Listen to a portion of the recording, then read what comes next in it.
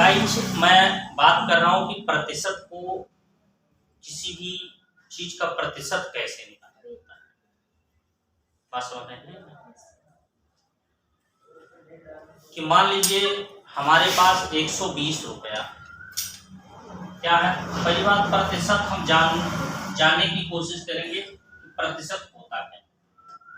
प्रति मीन्स होता है एक, प्रति मीन्स क्या होता है एक, और शत का मतलब होता है 100। किसकी बात करेंगे?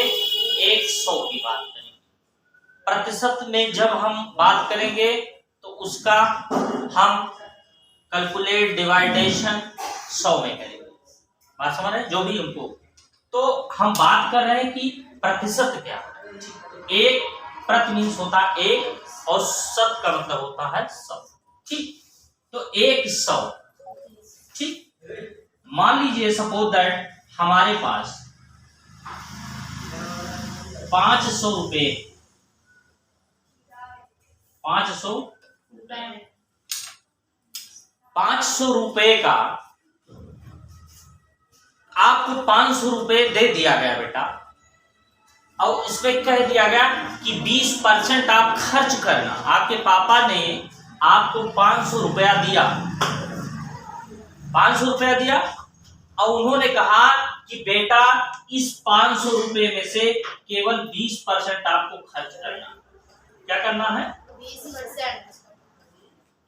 20% खर्च करना है, बाकी पैसा वापस ले आना।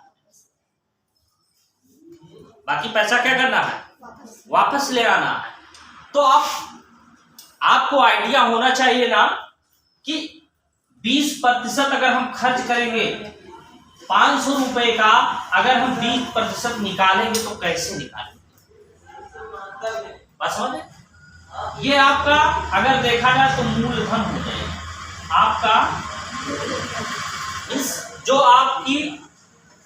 आपको मिला है पैसा, तो 500 ये आपको मिला है। कितने प्रतिशत निकालना है? 20% बटा 100। इसका एक फार्मूला होता है मूलधन गुणे प्रतिशत दर बटा 100। अब आप यहां से देखेंगे 2 जीरो कट गया, 20 × 5,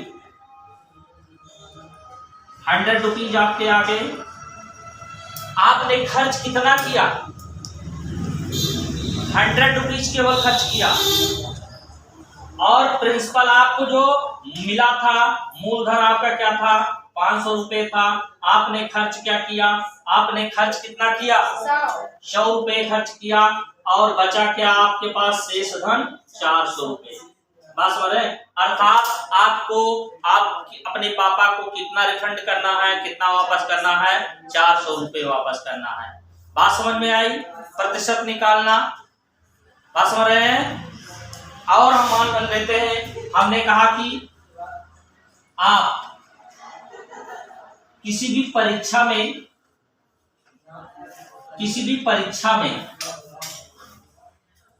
मान लीजिए परीक्षा में पूर्णांक आपका क्या है? परीक्षा में पूर्णांक आपका क्या है? 600 है।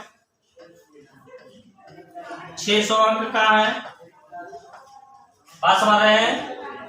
आपको जो उस परीक्षा में नंबर प्राप्त हुए हैं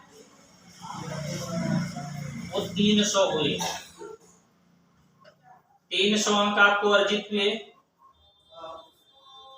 बात समझ रहे हैं? अब आपसे कहा जाए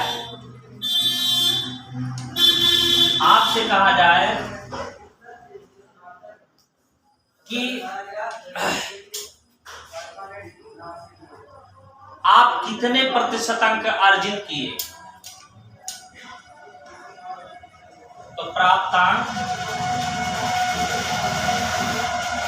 गुणे 100 बचा पूर्णांक। प्राप्तांक गुणे 100 बटा प्राप्त क्या है पूर्णांक। आपको प्राप्त कितना हुआ 300 प्राप्त हुआ गुणे 100 कर दो बटा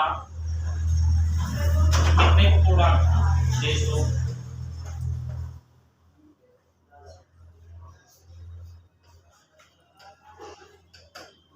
आपको 50% अंक प्राप्त हुए उस परीक्षा में। कितने अंक प्राप्त हुए 50% अंक प्राप्त हुए कि नहीं हुए। नहीं समझ में आया। मान लीजिए आप कक्षा 10 की परीक्षा जब देंगे तो कक्षा 10 की परीक्षा में जो पूर्णांक होता है वो 600 का होता है। कितने का होता है 600 का होता है। आपको 300 अंक अर्जित हुए हैं या 200 मान लीजिए। इसकी जगह 200 अगर हम कर देते 300 की जगह 200 कर देते तो ये भी होता 100 अपान 600 2 3 6 पास वाले हैं। अब ये क्या हो जाता है 35.5% आपका अंक आपको अर्जित हुए। प्रतिशत में बात कर रहा है कि कितने प्रतिशत आपको अचीव हुए। बात समझ में आई कि आपने परीक्षा में जो अंक पाया है वो आपका कितना प्रतिशत बन रहा है। बात समझ में आया। क्योंकि जब भी कोई पूर्णांक बनता है तो प्रतिशत में बनाया जाता है, प्रतिशत में बनाया जाता है। बात समझ में आई।